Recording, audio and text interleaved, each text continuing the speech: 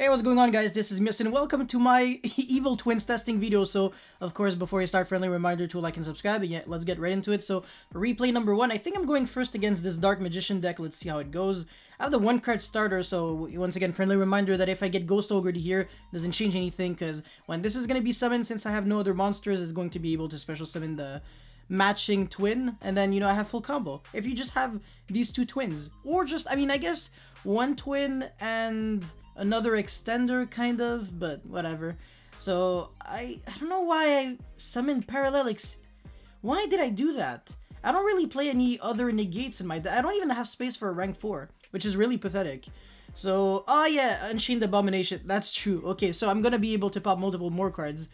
Oh yeah, I completely forgot about that. Yeah. So I ashed that, the Illusion Magic, even though I let him get the Rod Search. Because, you know, it's gonna be a 2-for-1 instead of a 1-for-1. So it's better in my favor if I ash the Illusion Magic than the Rod. And yeah, just a bunch of things happen. He's not playing the most serious Dark Magician deck, but his hand was so good that if he was playing serious Dark Magician deck, I actually would have lost, which is kind of pathetic, but yeah. Anyways, replay number 2. Okay, I'm going first against what seems to be Fortune Lady. Yeah, okay. You know, if this deck sucks, it sucks. I mean, it can draw like 7 cards going first for some stupid number, like ridiculous. Like, it actually draws like crazy, because the cards are so incredibly old that I don't think a lot of things are hard ones per turns. And they had like pretty good effects. I mean, this already special summons from the deck when it's when it leaves the field by a card effect. But do you see what's weird here? It's actually such an old card that it actually says when this face-up card leaves the field by a card effect, you can special summon a Fortune Lady. So he's trying to go for Magical Dimension, which I had no idea did not tribute for cost. That's like so whack. And it would technically trigger Fortune Lady Light, but I actually chained Dinomiscus, so it leaves the field as a Chainlink 2, and of course, if your card isn't leaving the field as a Chainlink 1 when it is like a 1 effect, like a Yangzing monster, well, it'll miss timing. Just like if you summon like a bunch of Yangzing monsters, then your opponent chains like some stupid floodgate, like I don't know, like some garbage floodgate, and then chains Torrential to the useless whatever, like not even a floodgate, just any card, and then Torrential as a Chainlink 2. Your Yangzings all die and they don't trigger at all, so it's kind of like the same thing here. And I guess he just scooped when he realized that he couldn't float, so yeah, that's pretty much it for this one. Let's get into the third one. Alright, I'm going first against Shiranui, so by the way, this is a really good opening hand.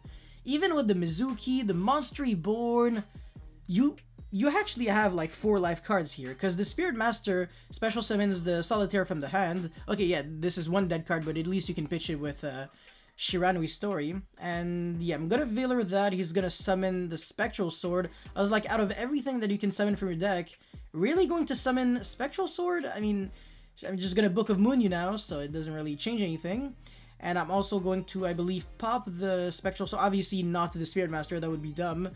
It's already face down, so it doesn't really count as a monster. He's gonna waste his Mizuki here, so I'm just like, okay, yeah, whatever, this game's over. And I can just pop your 2 monsters, go for Access Code with Parallel Exceed, which is more than enough, of course, for lethal, because these 2 Parallel Exceed can actually go into Splash Mage, yeah, you see, into Transcode, into Revive, Splash Mage, into, yeah, a lot of damage. So, that's it, that's all. Actually, oh yeah, no, yeah, that's not over 9k, but it's over 8k. Okay, yeah, replay number 4. Okay, I may be going first in literally every single, you know, matchup, but to be fair, I was actually losing quite more dice rolls than you actually might be thinking, but a lot of people were actually making me go first, so I think this Fossil deck wanted to go second against me, because if I don't have anything in the graveyard, Fossil Fusion is weaker. So I guess that must be it, and I don't know, maybe there were some other going second. I already forgot what I played against. It's actually really pathetic. But yeah, just have a bunch of trap cards, and I'm just gonna set them with the full combo, of course. By the way, there were so many games that I actually won without having the full combo, like as a starter. Like no Silent Mining, no Evil Twins, and this pissed me off so much. First of all, I actually didn't read the stats on this card. Actually had no idea it had 2000 attack and 1200 defense. I thought it was a 0 attack, 2000 defense. I must have confused it for this card, Shell Knight, because I think yesterday or something like that I did the review.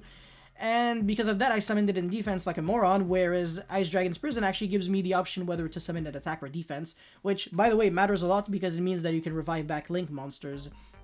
So this should have been an attack, and the reason for that is because if it's in defense, it's more likely that it gets run over by battle, which is horrible for me, because then my opponent searches, which is bad. And also, I had to use Ice Dragon's Prison here because I didn't want him to banish that, have no rocks in the grave, and then just summon his fusion monster. But to be fair, when I think of it, you know, I kind of didn't really have the good mentality here. He drew the nuts anyways, so I kind of just should have played around the fact that he would have had the nuts, so I just let him do that, and then he keeps on extending, and then at the end I go Ice Dragon's Prison, banish like your best fusion monsters and the best rock in your grave, and you lose. But no, I didn't do that, so now he's just gonna summon Gaia. This card sucks. It's like a, oh my god, it's like a really weak Infernoid monster for rocks. Yeah, it's I wonder why you're not playing Block Dragon, boy. Yeah, Olenoides on end phase, with it, which is a Solemn Strike. This confused me so much, because the thing is, he played against around Infinite, like, consistently this turn. Well, consistently. All of the first cards that he activated were in the same column, but the thing is, he had no monsters on the field, and then as soon as he had a monster on the field, all of a sudden he used Fossil Fusion here, so I knew for a fact that he knew this was an Infinite, and this is why I guess he set to the Solemn Strike. Must have been because of the fact that if I use Infinite preemptively, his Solemn Strike is dead, but if I use, if I wait for too long, I can't just chain Infinite as a way to negate Solemn Strike, you know what I'm saying? But the thing is, if it wasn't the Solemn Strike, which I can't tell if it is or not, I could have just used Infinite too early to, like, shut down a counter trap, and then realize that it's actually a chainable lingering card, like Different Dimension Ground or something scary like that, or just Needle Sealing, so something like that, if you understand, or Dragon Punishment, and then all of a sudden I get cooked. So just going Olenoides instead of trying to negate the card with Infinite was just obviously much better. And to be fair, there was literally nothing to negate anyway, so yeah, this card was obviously complete dog shit this whole game. But yeah, oh yeah, okay, sure, I should have used the Infinite first and then pop it. Wait, hold on, no, because this actually comes from Fossil Fusion. Then doesn't even matter. Oh wow, and I can pop it with thingy. Access code anyway, so who cares? Yeah, let's jump into the next replay now. Going first again, Gladiator Beast, I swear on my life, it's actually so bad when you have to play around some specific kind of interruptions, and it's whack because he had Lightning Storm. Wait, what? He had no way, yeah, actually had Lightning Storm. I don't even think he used it, yeah. Oh wow, I mean, he would have lost regardless, to be fair. He actually would have lost, even if he used that Lightning Storm, because he can go Unexpected Die and then summon something. I can pop 2 monsters with, well, I mean, pop 1 monster, but still. And then even if he goes Test Panther, I have Veiler for it. And then next turn, I can just keep summoning again and again and again, because all of my monsters are like Monstery Born, so if you don't actually stop me from playing completely, you lose. But yeah, Lightning Storm seriously wouldn't have changed anything now that I think of it. And I don't know if this Trap Trick can actually float into something that gets a good effect when it's destroyed. Probably not, but yeah, just maybe fuel my grave with like 1 extra Paleozoic monster. And then next turn I have Olenoides. Yeah, no, okay, yeah, sure. Well, yeah, I even had Gladiator Beast United. Okay, some people are whack, but yeah. Next replay, I guess. What the heck was this? Infernoids. Okay, so going first, I lost the dice roll. He made me go first. Pretty sure. I don't think you would ever really want to go first in a sketchy Infernoid deck like this. And maybe, if you're really skillful at Yugi Mons and you always draw like Void Vanishment and stuff. Ooh, looks like a lot of bricks. Pot of Extravagance, blah blah. I don't know, Pot of Disparity is now actually much better than Extravagance for the deck. And yeah, I just hold my Ash like there's no tomorrow, because if he has Void Imagination or Void Feast, I lose. And besides, if he has Void Vanishment, I could just Dino-Miscus it away. Yeah, he's just gonna not even get the opportunity to Petrulia me, because I can just, you know, pop. And yeah, it's a game. I love having fun. This is so much fun. Oh wait, no, hold on. This actually isn't the game. Oh wow, he's alive with 2,000 life points, I believe. That's kind of pathetic, because if he only had like 1,200 or less, I would have been able to Dino-Miscus me, and then revive back Canadian attack for game. But no. Okay, interesting. Okay. I don't think I used... Did I use my normal summon? I already forgot. Oh, wow. If I did, well, I'm actually really pathetic. But yeah, linking off for the Unchained Abomination here on Main Phase 2 makes a lot of sense. Because now I don't have a Leela monster anymore. So when I use Evil Twin Kisekil, I can revive back Leela and pop a card. Yes, which is very good. Because when I pop a card, Unchained Abomination pops another card. And then during the end phase, I pop another card.